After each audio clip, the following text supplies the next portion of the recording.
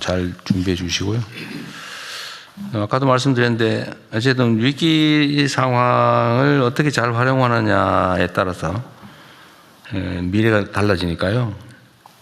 하여튼 말씀 한번 드리긴 했는데 이번 기회에 대체 에너지 전환을 네. 속도전으로 좀 치워야 될 것 같아요. 네, 속도를 더 빨리 내겠습니다. 재생에너지 늘리고 햇빛소득마을 사업도 빨리 추진할 수 있도록 네. 하겠습니다. 그와 관련돼서 예를 들면 각 가구별로 또는 뭐 마을 단위로 또는 지역 단위로 재생에너지 생산을 좀 확대할 수 있게 네. 이럴 때일수록 이제 우리 국민들이나 구성원들은 그 필요성을 절감하잖아요. 네. 에너지 전환도 사실 저항이 있는 건데 네. 이럴 때일수록 기회이기도 하니까 전환을 좀 신속하게 과감하게. 네, 햇빛소득, 바람소득, 개통소득 해서 가능하면 모두의 에너지 전환의 혜택을 보실 수 있도록 그렇게 설계의 범위나 내용을 더 신속하게 속도가 있게 추진하겠습니다. 지금 현재 예산 편성이나 이런 것들을 좀 추가하거나 변경할 필요는 없어요? 그런 측면에서? 햇빛 에너지 관련한 부분도 있고요. 전기차 전환도 굉장히 빠르게 전환되고 있어서 전기차 예산이 좀 조기에 소진될 가능성이 있습니다. 근데 문제는 전기를 뭘로 생산하느냐, 결국 그 수입한 화석연료로 생산하느냐, 아니면 우리 자체적으로 존재하는 바람이나 뭐 햇빛 같은 걸로 재생에너지로 생산하느냐 이건데, 전기차 전환도 중요한데 더 근본적으로 전기를 뭘로 생산할 거냐. 재생을 주력으로 하고 원전을 보조로 그러니까, 하고 예. 해서 탈탄소를 해야 됩니다. 예. 근데 이게 그건 장기적인 측면이 있는데 단기적으로라도 속도를 좀 내야 된다. 과감하게. 그렇게 하겠습니다. 그 얘기입니다. 예. 필요하면 뭐 이번에 어차피 조기에 추경을 해야 될 상황인 것 같으니까. 네. 지금 재정 지원이나 소상공인 지원이나 뭐 한계 기업들 지원인 뭐 등등 할래도 좀 추가의 재정이 필요하겠죠. 예, 기존에 있는 예산 가지고는 아마 좀 부족한 걸로 예상이 됩니다. 지금 추경 재원도 지금 작년에 우리가 올해 예산을 편성하면서 했던 것보다 예상보다 세수는 많이 늘어날 걸로 예측이 되고 있다. 예, 최근에 그 반도체 업황이 좋아지고 있고요. 또 주식 시장의 활성화에 따른 또 재원도 거래세도 좀 늘고. 예, 거래세도 늘고 해서 아마 저희들이 대통령 방침을 받아서 적정한 규모로는 네. 뭐 국채 발행 없이 할 수 있을 것 같아요. 네, 생각 이상으로 좀 세원 경제 회복이 좀 속도가 사실 빠른 거죠. 네. 어쨌든 그러면 좋겠고요. 또 하나는 지금 이제 주식시장이 매우 불안정한데 지금 우리 주식시장이 다른 어느 나라보다도 사실은 많이 올라서 뭐 제 예측보다도 더 빠르게 올랐는데 아직도 사실 우리가 제도 개선해야 될 부분이 많잖아요. 그중에 주식시장 투명성 강화, 네. 공정성 강화, 그다음에 경영 지배권 남용의 여지를 최소화하는 거. 이 부분은 제도 개선이 이번 기회에 좀 더 속도를 내면 좋겠어요. 전에 한 번도 말씀드렸는데 예를 들면 뭐 코스닥 시장 정비도 좀 해야 되고, 그 너무 엉터리 주식들이 많은 문제 정리하는 거. 그다음에 뭐 주가를 의도적으로 상속을 대비해서 과도하게 눌러놓는다든지. 그 외에도 뭐 정리할 게 많잖아요. 우리 정책시장. 예, 금융위원회에서 좀 준비 중에 있습니다. 그래. 예. 그것도 예.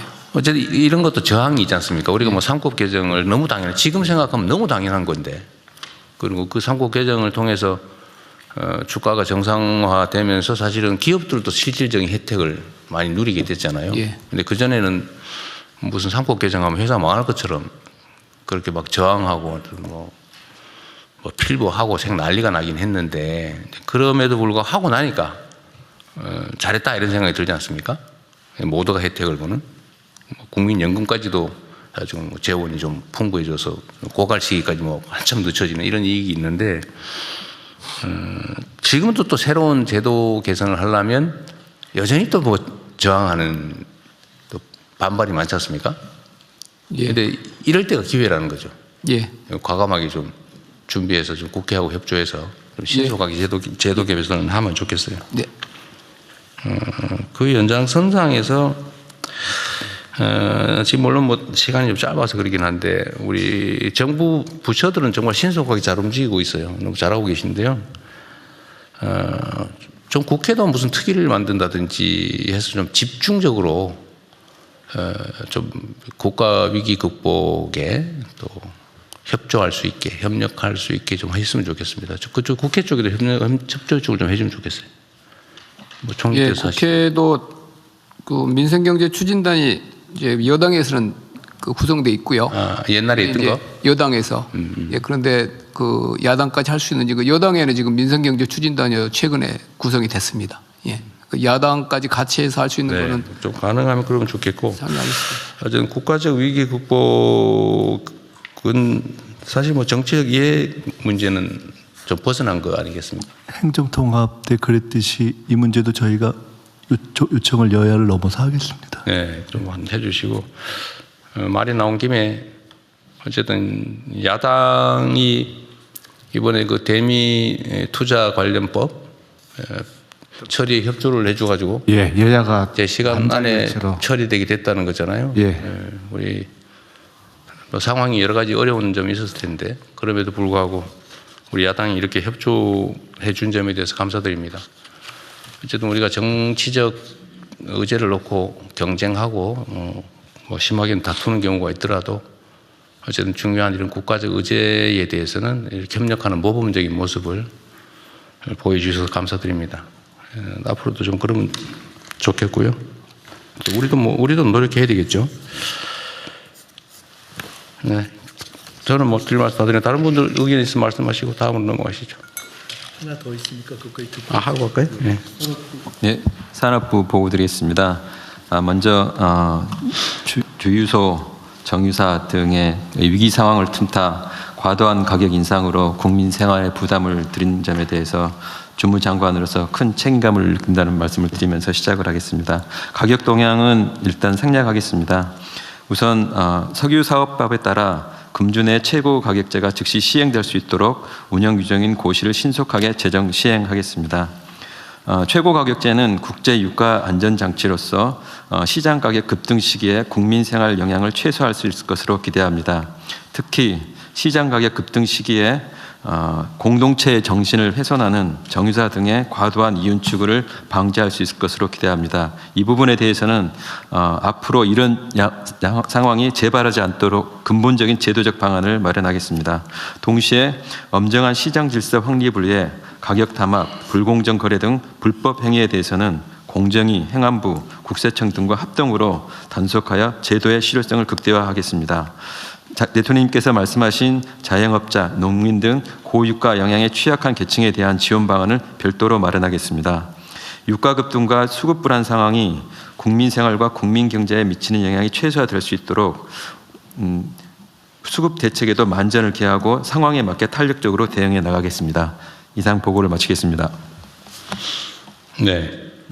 아까 말씀드리다 제가 하나 놓친 게 있는데 제가 좀 정확하게 판단이 안 서서 그러는데요.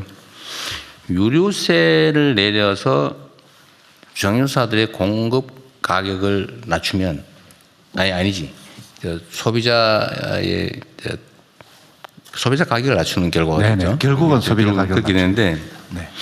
이렇게 하는 거하고 그냥 다 그 반영을 한 다음에 그 세수를 가지고 지원하는 거하고 비교를 했을 때 이 양극화 완화라는 측면에서는 걷어서 어려운 경우에 이렇게 직접 보죠. 좀 이렇게 타겟팅해서 지원하는 게 훨씬 도움이 되는데 그게 이제 일종의 소득 재분배 네. 효과가 일단 있고 두 번째는 이제 이게 소비 진작 효과가 있잖아요. 네네. 그 서민들은 돈을 많이 쓰니까. 한계 소비 성향. 네, 소비 성향이 높으니까.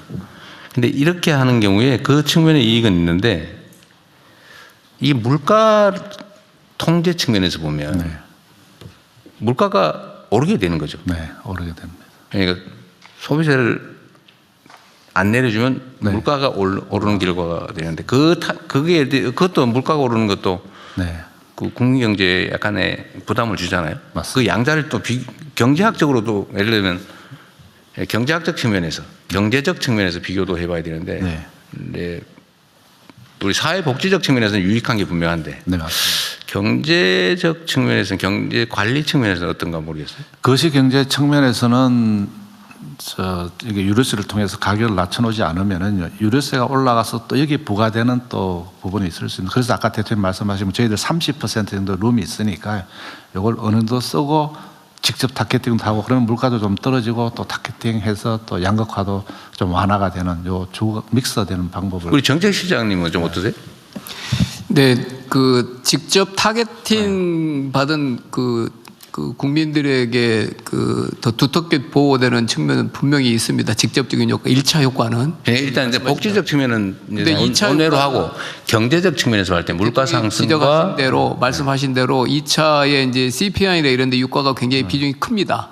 그러면 이제 유가나 이런 부분이 CPI나 물가 수준 전체는 올라가면 그다음에 이제 금리가 올라가고 여차 2차, 3차로 쭉 이제 확대되면 그거는 아마도 더 종합적으로 보면 부정적인 경제에 더 뭐 물가는 또 다른 물가에도 영향을 주면 서민들이 또 그 타격을 받으니까 아마 종합적으로 일반 균형 이론을 해보면 유류세 부분이 그 더 효과적이 수 있다 이런 결과가 또 나올 것 같습니다. 더 분석을 해봐야 될 것 같아요. 그래요? 예. 경제적 측면에서 예, 보면 경제적 2차, 3차 효과가 분명히 큽니다.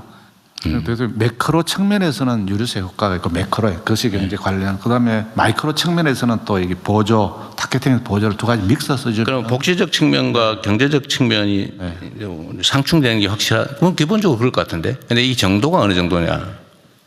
하여튼 그 연구를 잘 해보시죠. 예, 한국은행하고 또 그것도 분석을 해보겠습니다. 네, 네. 예. 그리고 대통령 요거 하기 전에 네. 또 대통령께서 인지를 명확하게 하시고 계시.